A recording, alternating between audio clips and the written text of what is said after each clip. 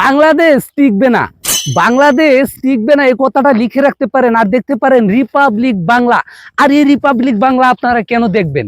Republic Bangla দেখবেন, subscribe করবেন। Doctor Yunus আর বেশিক্ষণ টিকতে পারবে না। মাত্র 3 ঘন্টার মধ্যে ডক্টর ইউনূস পালিয়ে যাবে বান্দরবন দিয়ে সোজা যুক্তরাষ্ট্রে। সেখান থেকে সে ঘোষণা দিবে যে আমি বাংলাদেশ থেকে পালিয়ে এসেছি, তোমাদের দেশ তোমাদের কাছে থাক, আমি আর বাংলাদেশ থেকে কোনো চিন্তা করতে পারবো না। রিপাবলিক বাংলা থেকে যারা আমাদের এই ভিডিওগুলো দেখতেছেন, নিউজগুলো, তারা রিপাবলিক বাংলার সাথে সবসময় যুক্ত থাকুন এবং দেখতে থাকুন।